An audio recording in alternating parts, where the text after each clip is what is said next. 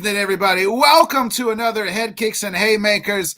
I am Bodkins, and of course, always with me is my guy, Whit. Whit, before we get into it, we got a lot to talk about. UFC 297. I'm not going to lie to you, Whit. I thought it was kind of a bit of a snooze fest. Maybe that's just me. Maybe I'm a little crazy. But I did feel like it was a little snooze. But we got to stop here, and before we bring a guest in, and he'll help us break it down too. But we got to stop with this whole. That was the greatest title fight we ever saw. It wasn't. I mean, it was a good fight. It was a good fight between DDP and Strickland. Not the greatest title fight. Wasn't a robbery. I mean, Strickland didn't get robbed. It was a close, razor thin fight. And you know, me and Whit, we're going to talk about it all. And breaking his return, he joined us last week. And Whit, this guy killed us in the picks. I mean, I think the only one he didn't get right was the main event. So, of course, he's got to come in and talk his shit and tell us, hey, we're a bunch of dummies. Give it up for our guest again, Mr. Rob Nakamura, baby. Hey. And thank you guys for having me back. And I want to say there's probably a little bit of luck. And I want to address one more time that thank you for the people who asked and cared. My eyes are still getting better, so I will be rocking the glasses one more time. Now, with that being said, like a blind man, like a blind chicken occasionally finds a piece of corn, I occasionally get stuff right. Not always, got a little bit of lucky. So, hey, thanks for that. Hey. You got it.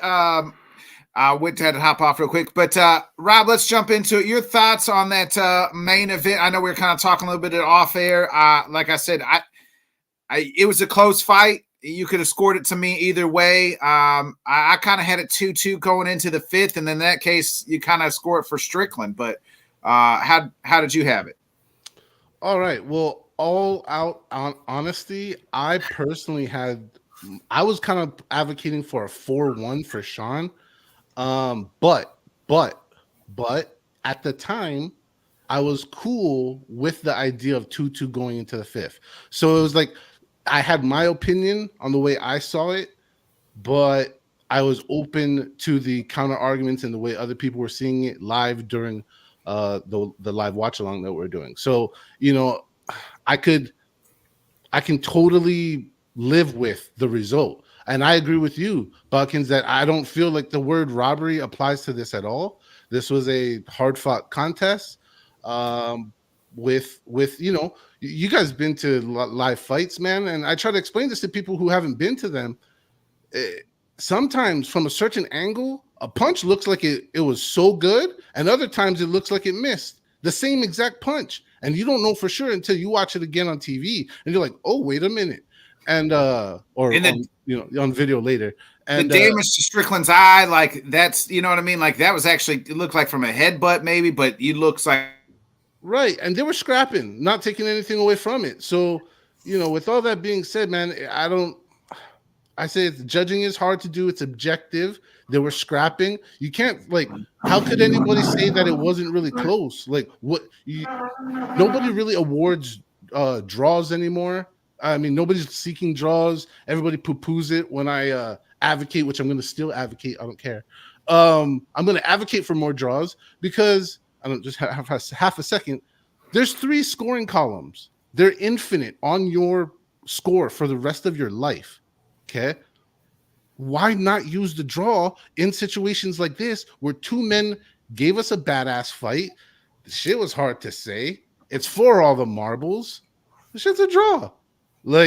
And that's no knock on either fighter. When you fight really good and after 25 minutes, 15 minutes, nobody can honestly say which way up, down, heads or tails it was, let it be a draw. There you go. Those are my takes on that.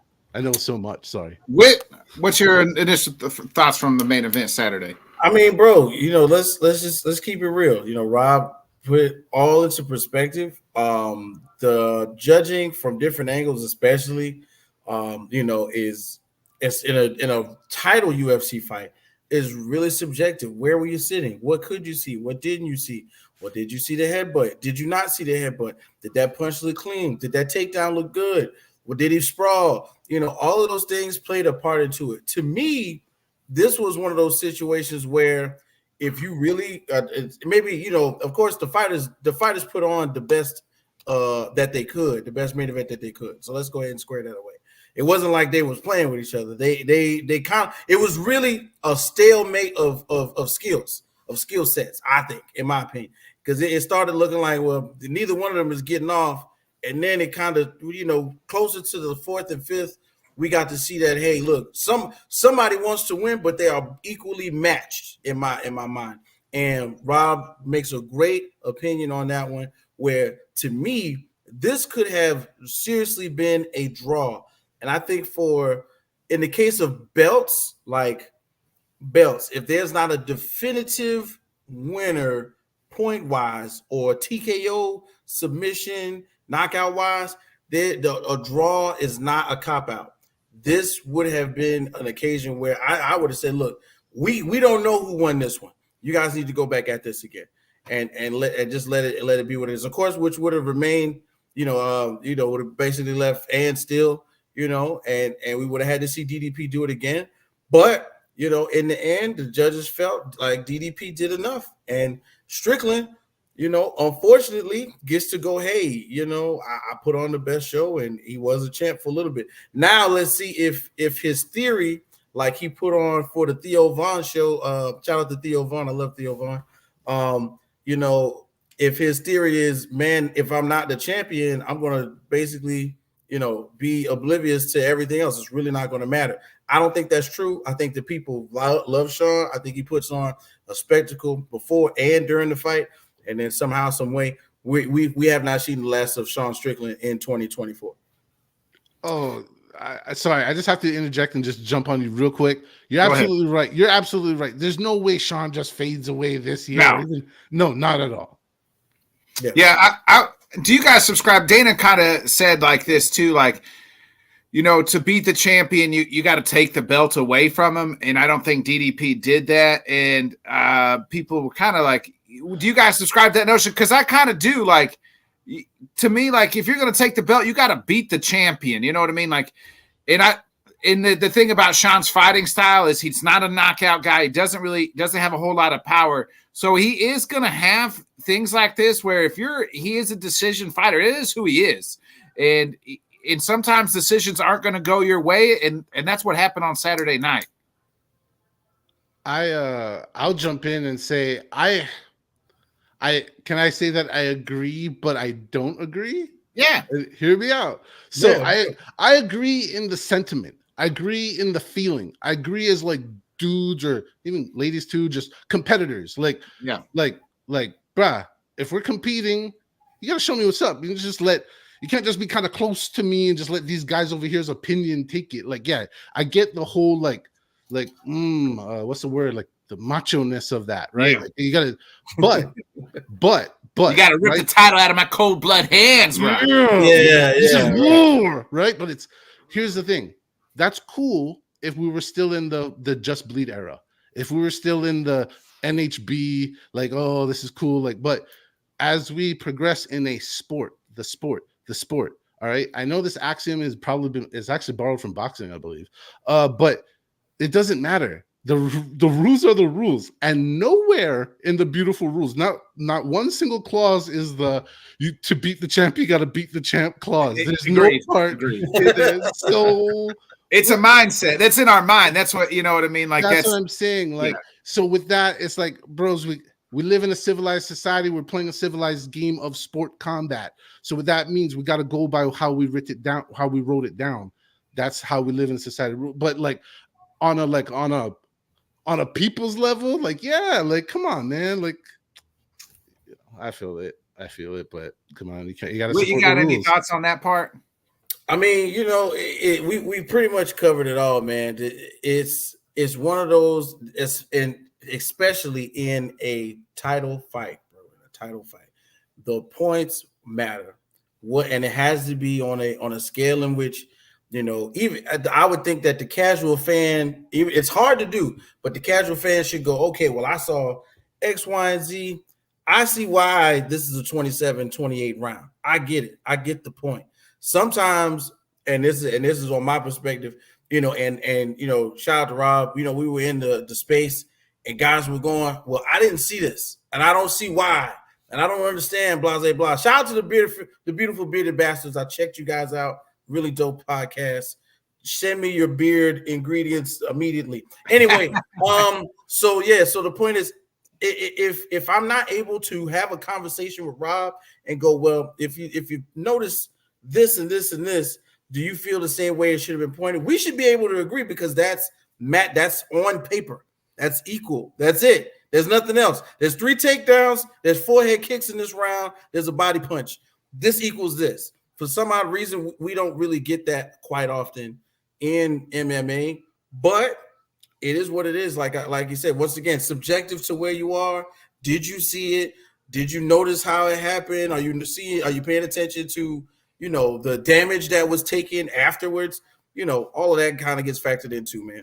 All of this, and now let's add some other X factors into this mix, right? These judges, what's their background? Like, and I'm not criticizing them. Not in that. That sounds funny, and yes, I do mean that. Yeah. But I also mean like, are they striking orientated? Are they grappling orientated? What do they favor? Are they inside fighters? Do they have they been judging boxing a long time, or kickboxing, or anything? Mm-hmm. Like where that part? Like, everybody has biases, and that's fine. I'm not asking to erase that. It's just, I would like to know, because then you combine other elements of the game of interpretation of rules, which look at our beautiful, court system. Small pause. all the interpretation of what is written down, right? So we have these judges interpreting what is written down, plus their biases, plus all this going on, plus the differences. Apparently, we named the rule set the unified rule set of fighting, and then it's the most ununified rule set in the history of Earth. I would consider myself a pretty hardcore fan. You two gentlemen as well. Did you guys know that Canada had a special one-hand ghost hand down? Yeah, we'll get to that. I did not know that. Yeah, I did not know. If they're back to the old rules, we found that out late Saturday night after the fights. Really, exactly, bro. If these guys don't know, and all you watching don't know, come on, man. Like, yeah, and we'll get to those in a minute. Yeah, so I don't mean to stick, but just with all that being said, it's hard for a judge. Like, I don't understand how these judges are supposed to keep up if we're watching these fights every week, like, and the rules are changed. It's just a mess. Whit, you mentioned it earlier. If there was a draw, maybe they do it again. But where do we go from here with both of these guys? Let me ask you. We'll start with you, Whit. Do you do DDP and maybe Izzy coming back? He called out Izzy. We know there's heat there. There's bad blood there. Remember back in July that they both got in the, Izzy was getting in the cage, and I mean, for all sense and purposes, trying to bait that man into saying the N-word. So, I mean, I think it was there. We all know he was trying to bait. But they got the heat there. Do you run it back? There's Hamzat out there. I don't like the Hamzat idea because he just hasn't fought a 185er. Do you do the winner if Costa beats Whitaker? Is he next? They fight in a couple weeks. What do you do? Who's next for DDP? To be real with you, man, I think it's really going to take the next month or so of fights, which, of course, the Costa fight is going to happen. Of course, Robert Whitaker, a perennial contender, somebody who's always up there in the top ranks. Of course, we saw him get slept, which is very uncommon. The only person he's lost to was Israel Adesanya at one point in his career. To me, what I would like to see is Israel fight someone that is not named DDP first, right? Let's get a title contention knockout going. Somebody had to take somebody out before we put you in the ring with DDP. And yes, folks, I, even being an African-American man, was like, that's not right. You just can't run in there and have him saying, and goat him into saying it. Yes, he's South African. Yes, he is of African descent, technically. But I think that was just a ploy. Izzy was just a little sauce.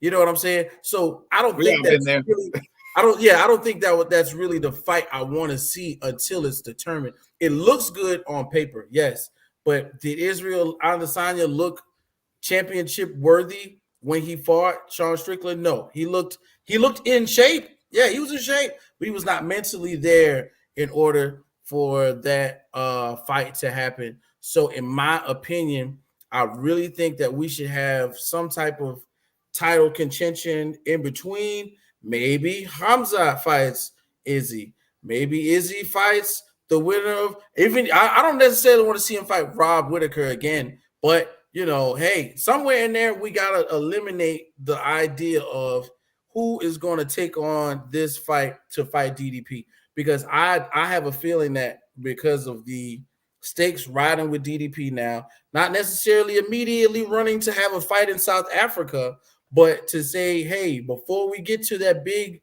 if DDP does have one title defense before we do the big splash, go to Nigeria, South Africa, Zimbabwe, Kinshasa, whatever, I would like for there to be something prior to, a little bit of buildup, because you can't just we can't just microwave a champ in my mind. I don't want to just microwave a fight. Just put it in the deep fryer and boom, now we got a title contention. I don't want that. So I think there should be something in between for more than likely one of the contenders. If you want to do Kamzat, if you want to do Izzy, if you want to do Rob, I want that to happen first before we figure out who's going to go DDP. Rob, what about you? What's your thoughts? My man, I got supportive evidence and I got two separate theories. So here we go. First off, you got to go with what the people say, except when the people don't know what they want. So I threw up a poll. Thank you to the 125 people who answered. And 44% said Sean versus DDP rematch. 46% said DDP versus Izzy. 9% came in with the third option of DDP versus Cannonier. And I left Cannonier can't fight. Cannonier's towards MCL, ACL. Oh, well, there you go. I was about to say, that makes more sense why people said 9% of that. That makes more sense. Yeah. And then, he was right before Fight Island. He was actually, they called him to fight Hamzat when who pulled out of that fight? Costa pulled out of that fight, right? They called Jared Cannonier. He was going to fight Hamzat. After that phone call, tore his ACL. Oh, well, thank you for that information, man. I didn't know that backstory, so I appreciate it. Yeah, and then I've left even a fourth option for somebody to chuck up their own matches, and nobody could. So then I guess Cannonier by self-elimination, unfortunately. Sorry, Mr. Cannonier. I guess it leaves us down to the 46% versus 44% split, which means do whatever's.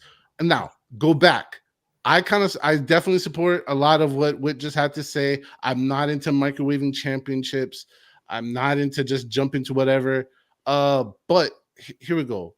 Izzy, man, that like blows up my whole like wish list. I didn't know Cannonier was hurt. But like, it's reality, right? And I'm sure, dude, could you imagine what like the matchmakers are like every single day? They're like, look at this brilliant ass idea I have, and then like the text messages they get the next morning, XYZ's hurt, that's hurt, like my life's ruined. Anyways, back to the point being is I would like to see the rematch between these guys because I thought this match was tight and hot and people liked it. I mean, he has become a fan favorite. He's winning people over by keeping it real, and I think people are starting to understand that there's a difference between Sean Strickland, the character, and then when Sean Strickland keeps it real and just shoots like what's real. Like, I think a lot of people had it mixed up that the dude was running a hot mic playing. He's not Kobe Covington, y'all. Yeah, he's not. No. He goes on both sides. He plays a salty comedian, and then he tells you what it is. So, with all that being said, man, I would like to see that rematch a little bit more than the Izzy. Just because hear me out on the Izzy thing. If Izzy does it, then that means Izzy gets like immediate title rematches. Like again, I get it. You're a great champion, but you got that privilege, and then you used it. So I don't know how many like instant title rematches you get. I think you kind of got to have a run at defense. To me, I think instant title rematches. So you want to do like the Max thing where you got to go at least win one. Yeah, because remember that I think when he fought Volk the third time, Yeah. He won 2 fights, right? He beat just Calvin Kattar, or no, he beat Calvin Kattar and Yair. Yes, and didn't that make the trilogy far more interesting? Very The much answer is so. yes. And my thing was, and I wanted to throw this in there.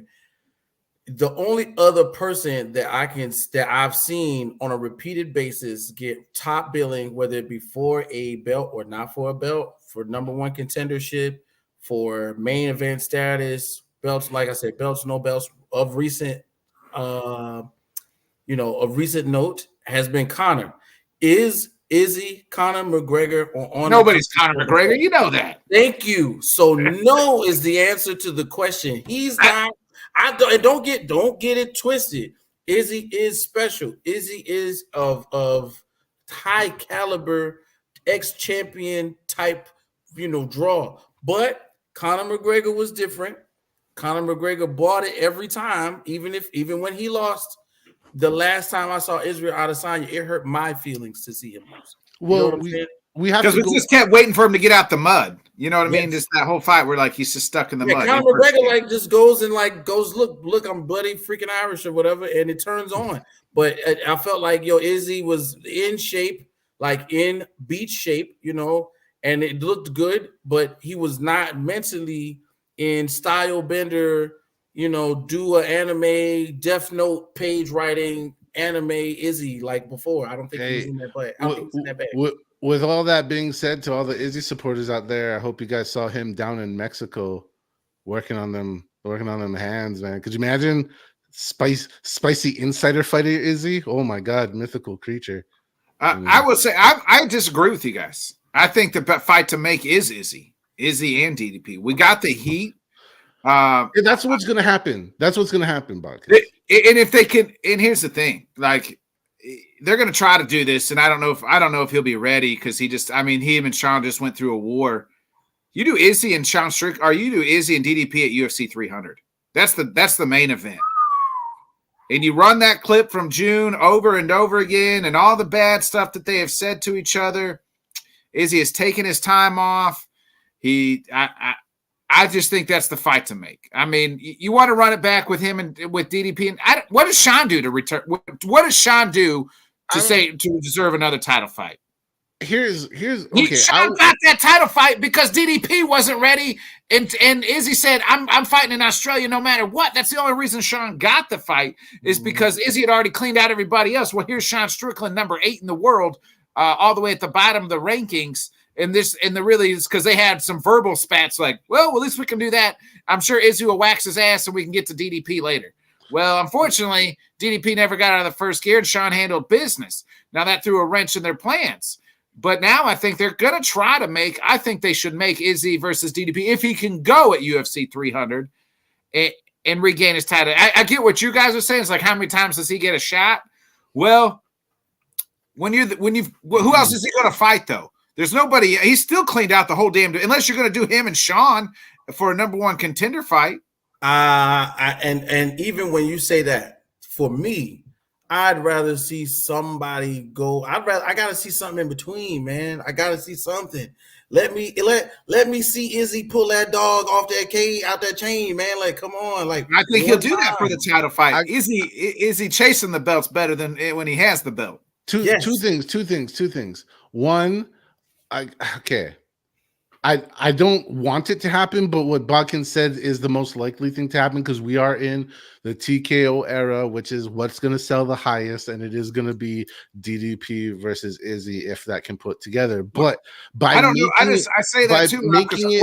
What other main event can they have at UFC 300? I'm no longer under this. We got to make it for UFC 300 thing. I just got to step off into that whole thing. We don't need to fucking make 300 any better than 200. Anybody remember 200? Everybody remember 200? Talk about 200. Nobody talks about 200. Talk about 100. We do talk about 200. We talk about how it didn't happen between Jones and DC. Yeah, we talk about that. So it's like, you know what I mean? Like, I don't know. It's just like, what? Who cares? So 301 can have absolutely fucking nobody on the card. That's going to have Bilal or they could have Pantoja in the flyweight title. Finally, Bilal. Y'all saw Bilal Muhammad's little thing. He was like, "I'm going to bully you." Y'all saw that? No, I didn't. But with that being said, like man, I guess that's the highest selling thing. That's probably the most likely thing that's going to happen. I don't know if they can get it done though. I don't think. No, not by 300. I don't think by 300. I was going to thank you for saying that. I'm extended to that. What is up with everybody pressuring? I'm not saying you gentlemen, but I'm just in general, the tone of the public, like, soon as somebody wins the belt, it's like, when the fuck are you going to defend it? Like, bro, they just fought a world title fight, most likely 5 rounds. You shut your face and they'll tell you when they're ready to fight. Like, how about that? Like, he just went to a war and both of his eyes are black as shit. And then guys, other people will be off the calendar for a year and a half and they'll be like, this guy's going to win by knockout first round. I'm like, wait, what? Like, but you couldn't give the champion 6 months to breathe? Like, come on. Yeah, I agree with what you're saying. I'm saying the UFC will try to make that fight, and I think that's the fight to make. Unless to me, if you don't want to do Izzy, if Paulo Costa beats Rob Whittaker, do DDP and Paulo Costa, and you could. And my next question was, what do you do with Sean? Maybe you match up Sean and Izzy for a #1 contender fight. Listen, and once again, and I'm not knocking down, I'm not taking anything away from Israel Adesanya. He has proven himself once again. Like if we put on our thinking caps and take off the fighter hat, okay, and we say Israel Adesanya has been in contention for 6 years, or at least had the belt, 6.5 to 7, right? He is worthy of going. Hey, look, you first up. But before you get first, since we believe in you, since you made the company some money, let me show you what we got for you. We got meat on the grill. I need you to eat, or you won't get the championship title fight that you want. This is simple. In sports, period, a lot of times it's a what have you done for me lately business. And I'm not ashamed to say I'm an Israel Adesanya fan. I thought the turn up of the century was when he came out there and had a choreographed dance and then won the freaking fight. Like, where is that energy going into? Okay, well, if you're not the champ, can you bring that same vigor, that same spice into a main event, into a co-main? Now, if you do that for me, I'll give you anything you want. The table's wide open. Let's go to Riyadh. Let's call Turk Al Sheikh. Let's really put it on the table for you. I got you. But please keep in mind, sir, your last showing was subpar. You know what I'm saying? We wanted steak. You gave me Salisbury. You know what I'm saying? Like that has to be nasty ass school Salisbury steak that you right. You know, as a businessman, Dana White has to, and we know Uncle Dana's vicious behind the camera. Okay, when the camera's not on, Uncle Dana is cutthroat, but he has to go and tell him, "Look, I got you. We will give you what you want if you want to be the champ again." Does Izzy want to fall off and ride off into the sunset and join the cast and do color commentary and sit next to Joe Rogan in DC? Maybe he does, and if he does, he deserves that right. You know what I'm saying? He deserves it. But me personally, I want to see him get back at it. But I'm not going to just throw him out there, bro. Don't just. I'm not going to do that. Mm-mm. Rob, let me ask you this. What's next for Sean Strickland? What would you like to see Sean if they don't do an immediate title rematch, which Dana didn't really seem like he was interested in that? Sean has – that's the beauty, right? People are like, oh, he just jumped up from the 7th spot or 8th spot. I can't remember anymore, but it's something like that. That means there's other guys, like anybody. I mean, just Sean's always active. He's one of the most active fighters there is in the UFC. Yeah, no, he's active now. He's active. Like and that's the thing, right? Anybody he fights, a win again puts him that he's. If you don't, I can see the argument, honestly, like against what I want to happen. I can definitely see the argument why Strickland is not worthy or deserve it or all those other words that I think we misuse. But I can hear it and I can go with it, and I will say within this, let him fight anybody that's available, and that will him and Hamzat versus for a #1 contender fight. If it so may be, then may be. Like, that's the other thing. Is Strickland in necessary need to fight right now. Like some dudes after losing the belt, they gotta chill. Some dudes don't. Some dudes I gotta don't think come right he's back. I don't think he's that guy. We don't. You're right. Like from what we know and what we've seen of him in the past. Right. I have no idea. Right. So if that's the thing, then sure, why not? Because that will do one of two things.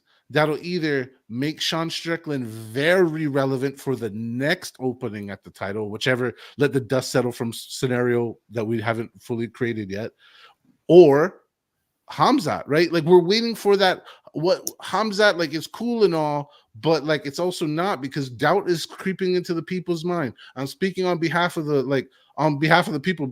They're starting to turn on him. Like the Anytime Anywhere has fully backfired him.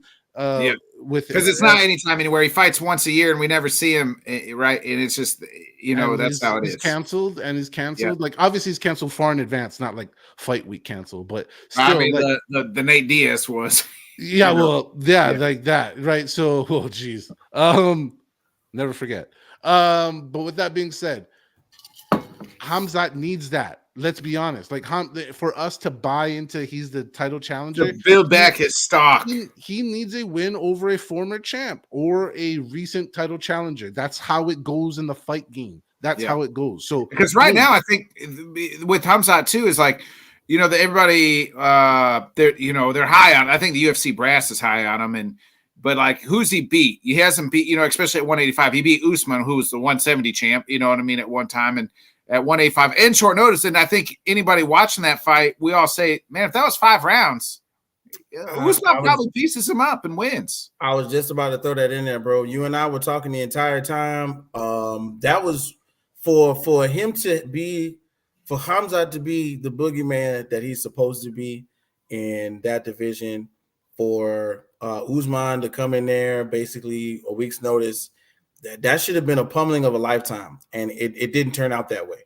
No. And in my mind, for you to be this, and he is, don't get me wrong, he is a formidable, scary character. When we were on Fight Island and it was COVID time, he basically saved UFC and fought like 3 times in 5 months, or something crazy like that. I remember that. So I'm not taking away from his skill, but somewhere in there right now, I once again, the recency bias creeps in, and unfortunately his health has come into question and stopped him from fighting on really good cards. And I have to see him do something. Somebody get somebody in there to fight him. Yeah, it'll be interesting what they do with Sean. I do kind of I could see a Hamzat fight.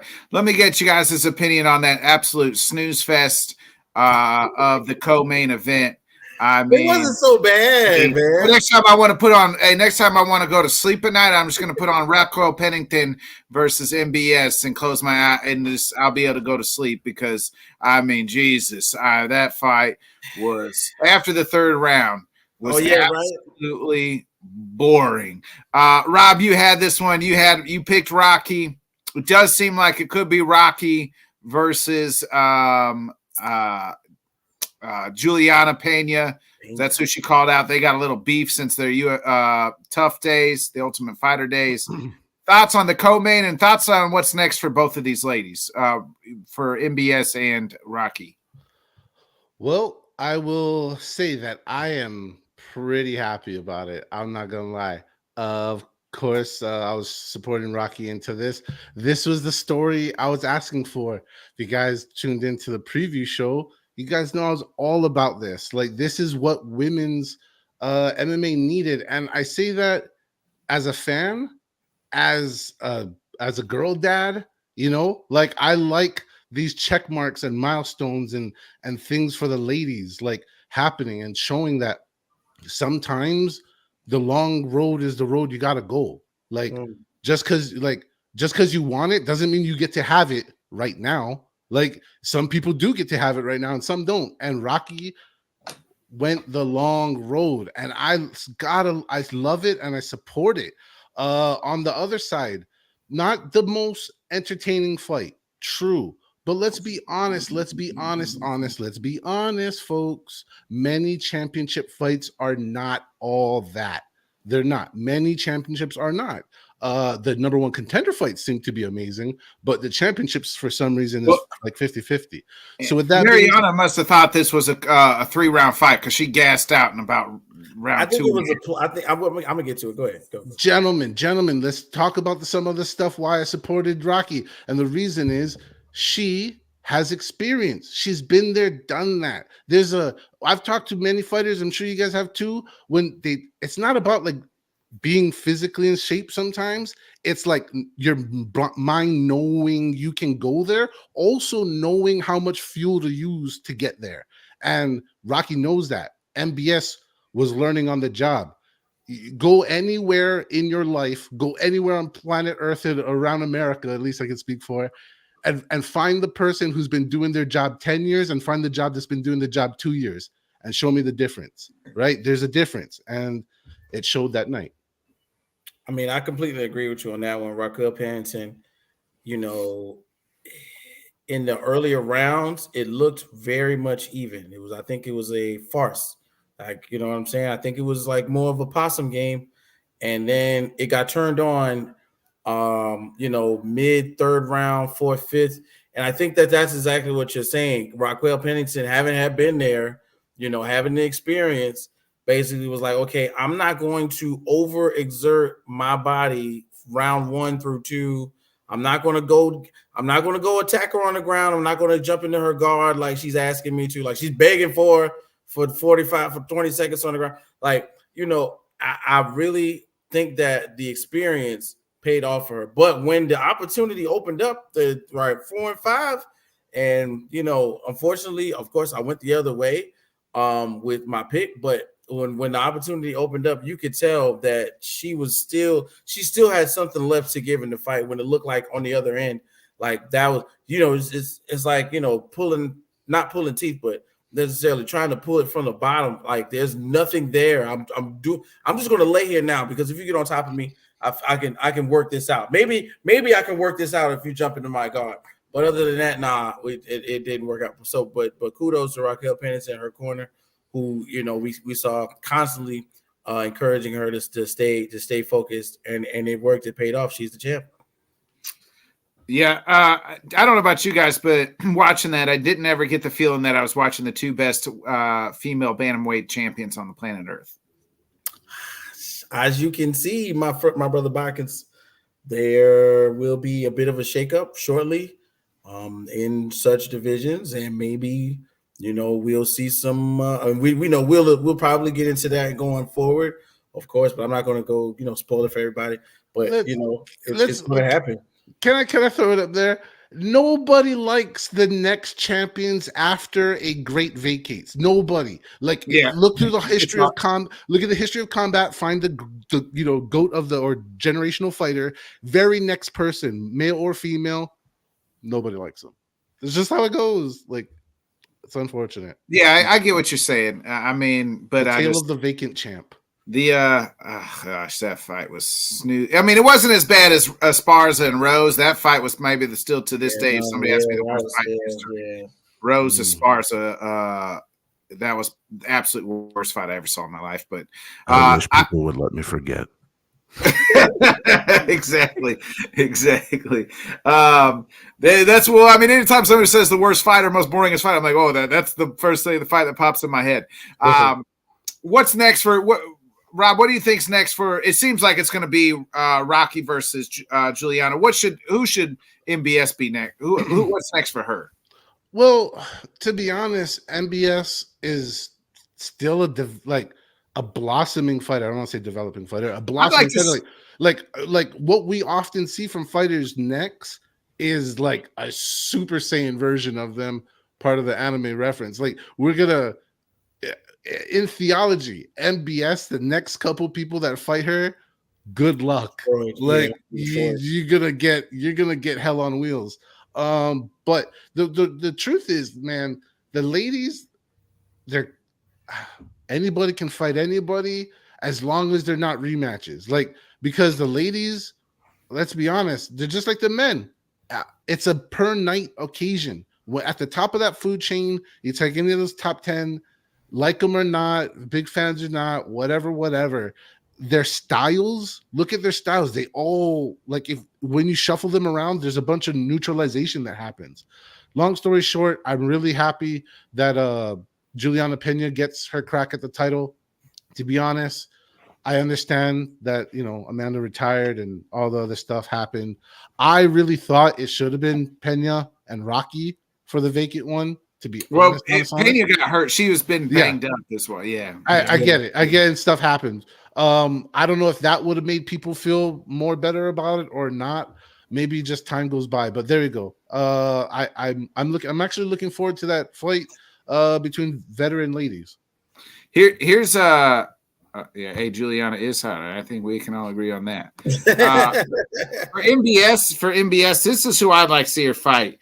And I'd like it to be a main event. Just you can put it on the Apex. You know what I mean? She needs like a 5-round fight again to get some more practice, I think, and learn from it. How about a Miesha Tate? Miesha Tate is 8. Her and MBS, and then you can build her back. If she beats Miesha Tate, she'd be a legend in the game.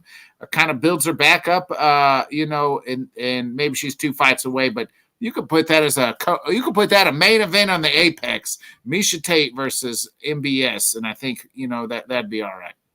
Listen, man, I'm agreeing with you on that one. It's MBS it's not like MBS hasn't fought anybody before, but to get back in that ranking a lot of times, just like somebody who fought Neil Magny over the weekend, you got to put a name in there to prove yourself, and you're either gonna fall to that name and that's that championship aroma that they have that goes with them, and Miesha Tate has a huge. Well, let's say 20-9. If you make it 20-10, hey, you making a name for yourself when it comes to UFC and that division. So I like the idea. Miesha Tate could be one. But anything you get a chance to go in the Apex, you take a step down, you make it 5 rounds. You see how far you have to reach in order to be the champion one more again. So I do like that. I do like that idea for sure. Yeah, another I want to just hit on these 3 fights real quick, and we'll get into the breaking news that happened last night before we get up out of here. Neil Magny, I mean, what a comeback by Neil Magny! I mean, Jesus, Mike Malott had that in the bag. I mean, the ref just let him. I think the ref let that go on a little longer in the third because he knew Malott took the first 2 and let him try to recover. But, I mean, who would have thought Neil Magny would be the only freaking finish on this card? But he gets it done. Thoughts on that fight? What should be next for Neil? The crazy thing is, man, when it comes to Neil Magny, anything goes, bro. Anything goes. I don't care where you put him at now because I'm in the chat with Rob. We're having a conversation. Everybody's talking. And I put the tweet out there. I got so much slander just for saying, give him some respect. He's been around 30-something fights. He's freaking 40. You know what I'm saying? Like, what else can I say? He beat like one of the hottest contenders. The up and coming, the guy that everybody in Canada is.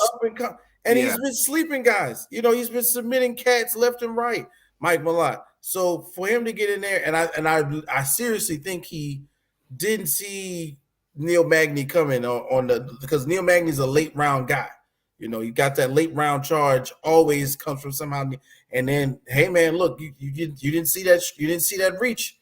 You didn't see it. He didn't see it happen. And then boom, next thing you know, he's out, and he's out just enough for the ref to step in, call it a day. So I really can't tell you what's next for Neil Magny, but I think I'm pretty sure it's gonna take some time before they put him somewhere towards another co-main. You never know. He might have a co-main or main at Apex and take on your favorite next contender. He called out Wonder Boy, which I like that fight too. Veterans. Rob, on Saturday in your spaces, you said that it wasn't just about Neil though. It was more about also Mike Malott making the mistake. So absolutely, let's be honest, Mike Malott. His fight was a literal microcosm of the Canadian performance, of the evening. Like started off looking pretty good with the ladies representing They went hard. 0-7. Yeah, shout out Jillian Robertson and Jasmine Jastovicius for like Yes, holding it down, ladies. Y'all, you're the real they one. killed it. But then, just like the rest of it, it just melts away in a way that you're just like, what the hell is going on? And talk about fumbling on the 1 yard liner. I don't know what the equivalent in hockey. I'm sorry, hockey fans, but Missing the puck wide open. You know what I mean? Empty Goal net. Empty netter. You missed an empty netter. Yeah, exactly. Yeah. Same old. Like, man, it was like, dude, you had. Let's be honest. Can we be honest? Neil Magny was done. Like, he should have kept cooking them legs. He should have just kept. I mean, that's one thing Ian Gary did that last fight was just cook the legs, and he started doing that in the early rounds. But what happened in the third? I think that he started hearing his name in Canadian. He was like, I got him. I got him. I'm gonna borrow a term that I hear watching the British boxing broadcasters talk, and it's a term they say you got to stay switched on. You got to stay switched on the whole time, right? This is a fight game. This is a fight game, and just everybody, you guys know how your brain starts to dim out when you get tired. And Mike Malott looked like a tired man. And I don't know if he spent a little bit too much energy or something, but I think I'm making jokes here, no diabetic jokes, but I think he just used too much blood sugar. Like he just made the wrong choice.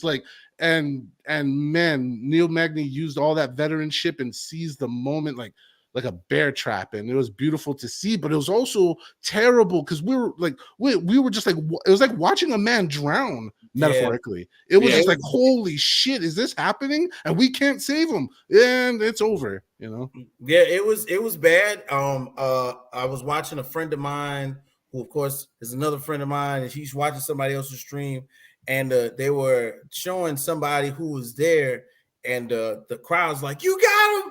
You got him! I ain't finish him! Don't let him!" And all of a sudden, I think somewhere in there, because he's home, he's feeling it. He knows he's winning. He has to know, but he was like, "Yeah, I got him now. Mash the gas," and that made him play. And that made him play sloppy. You can't be sloppy against a veteran like Neil Magny. You know what I mean? Like that's thing. Rob, are you okay with Neil and Wonder Boy? You like that matchup if that's the route to go? I like that fight. Just 2 old veterans, Definitely. Let's be honest. They need to be doing more of that. Like, let's just be honest. In my best way, I know there's an ecosystem that you gotta sell your old fighters to beat the youngers, but on occasion, if they do hold up, then let them, have one for a good old time's sake, because they look good. The fans like it. The fights are usually pretty good. And I'm all for it. Yeah, me too. I'm all for it as well. I don't mind that. We all had Chris Curtis win, and Chris handles business. But I did want to get to real quick the Mozart Avalov Arnold Allen fight. Rob, you mentioned it earlier. The damn knees. Allen's killing them with the knees, and they got to stop the fight because Toronto, they're with the old school where if you have 3 fingers down, that's down opponent. But where every other place that's not down because you got to have weight bearing and everything else. Yeah. Kudos to Mike Goddard for actually following the rules. But by God, is Arnold Allen supposed to know the damn rules different in Toronto? And even if he does, how is he supposed to know in the moment? Because he's been practicing and fighting all over the world. And Dino's saying they're 4 illegal knees. They're only illegal in Canada. Yes. Yeah. Like, where's the conversion? Where's the metric? The imperial to metric conversion here. It was it's times by 5, divide by 8. There's no illegal knees there. All right. That was a math joke. Y'all didn't pick that up. But anyways, so with that, I get it. I get it, Dino, that they were fighting in Canada, but that's the thing is like there should be just an MMA body of rules. Universal rules. Yes, that's where I want to direct the blame. I want to take this off any one individual. We're taking it off individuals here. Yes. And we got to go back to what was written down and what is negotiated. First off, the idea, and I said this as a joke, but now it's starting to turn into reality. Like the fact that the rules are named the unified rules and they are not unified by anybody anywhere is somewhat insulting and secondary asinine. Like, next. All right. Okay, stuff happens. Yes, the ref's gonna tell the gentleman in the back that they do get informed of the different rule sets and this and that. But once again, people, like Bodkin said, this is combat. You don't have time to think about nothing. You don't got time to all you got is the maybe the awareness to keep your ear open for Goddard for him to tell you the man's down and it's illegal. But when look how fast that happened, like and he kept moving his hand too. You know what I mean? Allen was playing it intelligent. He was jacking him up. He wasn't just blatantly running through it. There was intelligence and effort. It was a bit of a give and take. Anywhere else on the planet except the beautiful country of Canada, that wouldn't have been a problem, except then the other 57 countries that have the same rules and we don't know until we fight there, right? Yeah. Like, here we go. I can explain how this fixes, all right? People, gentlemen, ladies, fans of the UFC far and wide, all right? Once upon a time, when the beginning of the show started, you didn't give us 5 minutes of the effing promo for the main event we're already here for. You know what you did? You explained the rules. Hey, you're in a different country. Maybe that should have been a nice 2-minute introduction that we would have gave a shit about, except the 5 minutes of promo once again for the fight we already are here for. So there you go. Like, it's not that hard. We could have communication, people communicate. I don't know how. And my thing too is like, how's Arnold? Like, did Arnold even know? You know what I mean? Did he even know that the rules were different in Canada? Yes, they're explained, and I'm going to side with the refs on this. There's and their protocol and how I know how it's given. Yes, it was explained, but once again, like, just because it was explained, he lifted it up. It's like you're talking about fractional moments in the heat of battle, and like, he clearly was trying to adhere to the rules. He was jacking them up. Now it just didn't work out the way it wasn't supposed to go on paper. You know, I'm with you on that one, man. You can clearly see that he was trying to get him to have his hand off of the mat on more than one occasion. And of course, you know, when it's happening, you know, and everybody's had either a bit of anger or a bit of, you've been in a fight, or, you know, it's really quick reflexes. You know what I'm saying? I don't care what it is. And, you know, it's hard to go, hey, stop kicking him in the head, his hands down, you know, in the middle of the fight, you know, when you know, and a lot of people don't think that this is relative to them practicing something for 3 months and beyond that as well, you know, because they're oftentimes just, you know, sparring and wrestling in at home in the gym. So if you're constantly prepared to catch a guy up on the cage and possibly rattle him up a little bit, you know, with that knee, then you just going to just shut it down.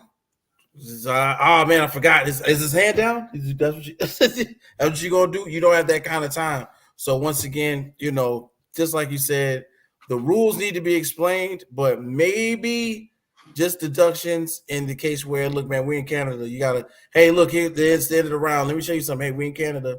Let me tell you again, hands down.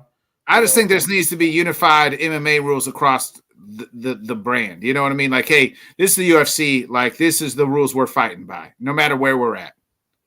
Yeah, exactly. It leaves less confusion for everybody. Yeah, it's like the Queensberry rules of boxing or something, you know. Or here's a slightly wild take that not everybody's ready for, but we have 20 plus years of this rule set, more so. Knees on the ground are fine. Let's get rid of the controversy. Let's get rid of this bullshit patty cake game on the ground. Hey, all leg kicks, everything is, you know what I mean? And I get it if you don't want to have stomping yet, okay. But one championship mini organization, knees on the ground is fine. Just let it happen. Let's progress forward in the sport, because this is an unnecessary hurdle that just doesn't need to be there. Yeah, I agree, Rob. I'm right there with you. Like, let's just let it happen. Like, you know what I mean? Last but not least, you want to talk about uniformity? Colorado's already approved that rule set. That's why they had the one championship match. Yeah. And I'm blanking the second state that also legalized they copy pasted the same rules, because the one championship is going to go there too. Yeah, I did hear that. I do want to, before we get out of here, I do want to get to the big UFC news that happened last night. Dana broke. Kayla Harrison will be fighting none other than the former bantamweight champion at UFC 300, Holly Holm. Kayla Harrison, first of all, can she even make 135? She is former 145 PFL champion, and now she's always said she'd have to cut off a leg to make 135, but now she is going to have to fight at 135 in the UFC. Whit, we'll start with you there. Thoughts on Kayla Harrison versus Holly Holm at UFC 300? In a surprising, kind of a big move here for the UFC to get Kayla. First of all, let's just say this. She's made a name for herself in the other promotion. And I mean, bruh, like when you go and everybody look, everybody go do your research, man. This she said it herself. She would have to cut off a leg. Literally, I don't know how that and of a person size period, how she's gonna lose that weight, but I'm sure that she'll find a way. But once again, Holly Holmes is one of those names. When you say Holly Holmes, you think about someone like Misha Tate. This is a name in which when we put you in the ring, we want to see we want to see and hear all the gusto.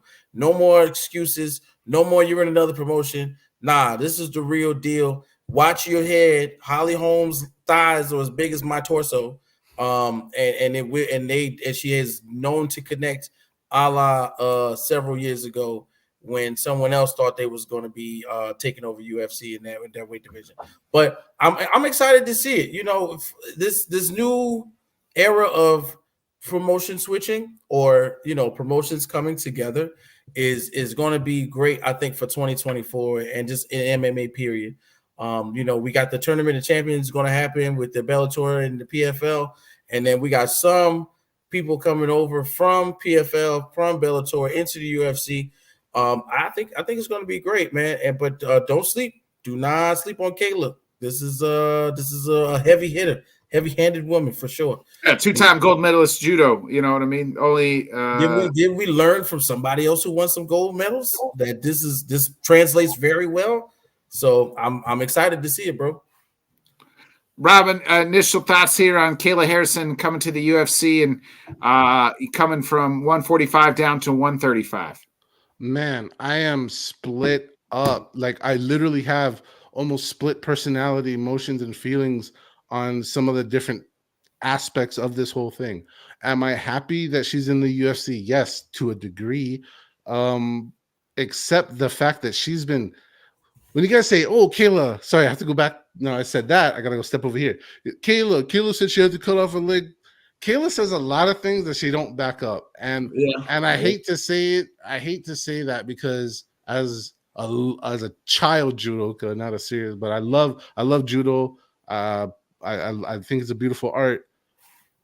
I love Kayla because what she's accomplished as an American in that sport, and what she can literally do in MMA, translating that sport. Like, let's be honest. I'll tell everybody on the planet, if you get on, if Kayla's on the inside of it, she will put you down. Like the arsenal she has is, people are like, oh, maybe she can stop it. There is no one. And let me clearly, there is no one on planet Earth that's gonna stop, no woman on planet Earth that's gonna stop Kayla Harrison from putting you on the ground. And men too, many men will go down as well. Many men, like, and add lots of weight too. So with that being said, like, she's a great talent. Now, she's kind of pissed me off because she's been talking noise and trying to bark up at Cyborg. Cyborg's free agent too. Cyborg was ready and willing to get in a match. Not a free agent. She signed with Bellator, but she was willing to, like, this was the whole thing. Like, this was the whole crossover. Everybody was hyped for it. And then she goes, and dodges. A lot of people's initial reaction is that Kayla's ducking and it looks ugly. So there's that. I have to voice the people's opinion on that one because I kind of feel it. Going back to the matchup, the 135 thing. I just seen a video. Shout out to I want to give credit to whoever showed it to me, but I'm sorry. But there's a recent picture of Dustin Poirier and Kayla Harrison that Dustin just put out today, I think via his Instagram. Y'all go check it out. And Kayla Harrison looks noticeably leaner, tighter than ever before. And that fight is and the fight is quite a distance away still. You guys also know how much I've touted the resources and Yeah, I'll just go with resources and staff, credible staff at the UFC PI. That's what I'm thinking too. Yeah. And with all of that being said, with a dedicated athlete like Kayla is, with the way she already looks now, like a whoa, look at this lady, plus all the King's Horsemen and all the King's Men, I think it could be done. I really do think it could be done. Now, on the other hand, will it be effective?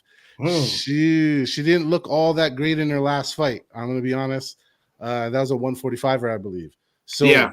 It's like, can you make that's the great equation in sports right now, is the fighters have to find this through combat. Unfortunately, is like, you can make the weight, but is that weight your ideal fighting weight? Yeah, can you make the weight and then fight at the fight? You can rehydrate enough to where you're still strong enough and do all the things that you did. So much individualism in science. So yes. There you go. It's a cascade of feelings. I'm glad she's in the league. Oh, finally, for the business to business part. Thank you, Bodkins, for that part. The last thing isn't this kind of cool? Like, isn't the concept of, like, in this era of MMA, because we didn't have this before, free agency, like PFL took your king, so to speak, and then, I know this is not a chess analogy because then it would be game over, but then they took your queen, or you know what I'm saying, you're just like, haha, I got one. Well, the UFC, kudos to the UFC, they went out and got probably Bellator, PFL's two of their best fighters, right? They went and got Kayla, who's definitely their best female fighter, as far as promotion wise, and then they got MVP came over from Bellator, who's one of their more exciting fighters. I want to capitalize everything you're saying, Bodkins. I want to capitalize the words available. Yep. Yeah. When those other cats and names from that other band come available, you watch what Uncle Dana does. You think he's going to take buying Francis Likely? He's buying the whole damn roster. Watch it. Right. Yeah. Johnny Eblin's probably next, I think. I think he's one of the best fighters in Bellator, PFL, whatever the hell you want to call it. I want to real quick kind of talk about Kayla. So it'll be interesting. I agree with what you're saying, Rob. Like, with today's world, the way it is, and like the sciences and the strict dieting and things like that, she could probably make the 135, but can she fight at 135? We'll find out. I see what people are saying about the Cyborg fight. Like, well, now we could, like, when they PFL bought Bellator, like, that I said that on the when they announced that card, I said, well, this card needs Kayla versus Cyborg, because, like, that's the number one. When me and Witt talked about them buying, hey, what's some of the fights that we would love to see? The very first fight I said I got to see Cyborg versus Kayla. Like, that's the only fight there is to make for this. I want to see that. The excuse I was given was for the second pay-per-view, which that's not the case because we already have the championship pay-per-view. But it was supposed to be for a pay-per-view, and that Cyborg had a boxing match already. Cyborg does have a boxing match. Kayla did a boxing match 5 days ago. She won. She won. Wickstrom. So it's been a quick turnaround, right? Right. To turn around and try to fight in like 3 weeks in February. But still, that was something everybody was for, and Kayla did a lot of talking and clearly sidestepped. I will say this though, and anybody that says she's running I think it's a lie, because I don't want to say she's not running, because guess what everybody said before when everybody was touting her up? Well, she ain't beat nobody. She's beating all these PFL chumps, and they still say that. But okay, there was one fight out there for her to take now, and that's the Cyborg fight. She beat Cyborg. What's next? I just want to interject that if you think Larissa Pacheco is a chump, she'd probably knock you out. Well, I'm just saying that's what people are saying. I'm not saying that. No, not you. Not you. No, Bakins, not you. Not you, Bakins. I'm saying the people are saying that. And so, but that's what they're saying. So she beats Cyborg in one fight and wins. What's next for her? She goes to the UFC and she beats Holly Holm. She's probably one fight away, if not getting the title fight next. And then guess what? If you're the UFC champion, people decide that is the best in the world because they're the best promotion in the world. So she went and is trying to become the best in the world. Isn't that what you want to be when you're an athlete, is to be the best in the world? So go ahead. Don't worry about Cyborg. Shit, Cyborg's talking about coming back and wanting to fight Amanda Nunes at UFC 300. You know what I mean? So who knows what happens? So we might still get that fight eventually down the road. That's the triangle. Let's be honest. We could make women's 135, 145 pick a poison, whatever, whoever's going to do whatever. Because I'm still on the campaign that 45 kill is the way to go, but I'm not going to. Yeah, but there's no 145 division in the UFC anymore. We'll see. I'm gonna die on this cross eventually, but we'll see about that. Now, moving on to the Cyborg thing. Like, let's be honest. Cyborg, if okay, that's a big if. If Nunes is for realsies coming She back, seemed this weekend right? like she might be coming back. All right, it seems so. If that is the mix, like the UFC better use all of its creative persuasion tactics to get those ladies. That is the triangle of perfection. That's what people want to see. They want to know, because let's be honest, yeah, people are gonna go, oh yeah, Cyborg got knocked out by Nunes. Yeah, but since then she's also cleaned out everybody. Like, what men, on what level of men look all the time? They're like, quick rematch, blah blah blah. What time does a guy lose, smokes like 10 more people, and you're not like interested in them fighting again? Hell yeah, I am. I mean, like, we just get, people are right now claiming for Max Holloway to fight Alex. You know what I mean? Again, and for the fourth fucking time. Bro, because Max has cleared out everybody, right? Like, you know, I'm just gonna that you want to see. We want to see Oliveira go back at it again too. We might as well put everybody out there. I'm not gonna hate on Kayla. It's like, she's trying to figure out, is she the baddest? You know, and I mean, it's not a derogatory, but the baddest bitch on that's the her block. words. That's her words. It's not derogatory. Yeah. So, you know, like, is she the baddest bitch on the planet? You know what I mean? We're about to find out. And she can't find that out if she doesn't go to the UFC. She can't find that out if she can't get to 135 and fight there, right? So it is what it is. I'm a big fan of Kayla Harrison. I wish her I hope she does well. I hope she becomes UFC. I hope by the end of the year she is the UFC bantamweight women's bantamweight champion. Can I throw this out there just for a little Kayla Harrison support, since I did diss my beautiful judoka, is that she should be a case study for all fighters coming up on, like, maybe how to navigate your career. Excuse me. She's made her money, $2 million plus in the PFL. She used her amateur accolades to go into a well-known B league, if you will, or content, you know, lesser than major organization, because knowing they're going to put her face on everything. She got famous as heck from it. She's very effective. Everybody's very convinced, and I am too. Everybody's validated her skills. I want to use the word convince. And she's like, now I don't know what the terms are, and we won't know for quite some time, but I bet you Miss Harrison got paid a good fortune. And like you said, you use your skills, become champion, someone else already clean out your money. Like, I think a lot of fighters should consider, you know, that route versus. Yeah, agreed. Yeah, there you go. That's all I want to say. Good job to her. Yeah. Whit, before we get up out of here, you got any final thoughts or anything? Oh man. Once again, let's take a look at what's going on in the boxing world. Right now, we got a lot going on, of course. Let's see what goes on with Teofimo Lopez. Everybody keep your eye on that. What's going to happen with Tank Davis? Somehow, some way, we're going to get, from what I understand, and of course, this is all speculation, and from Hot Boxing Minute on TikTok, shout out to my guy. Right now, we're somewhere in there in the mix of saying Turkey Al Sheikh has been called to mitigate the fight for Tank and Devin Haney. They don't want to do 140. Devin basically is saying, hey, look, I'm never going back down. You can only come up, or we got to meet at a catch weight. Tank is basically saying, I'm not about to try it. You're not about to, weight bully me.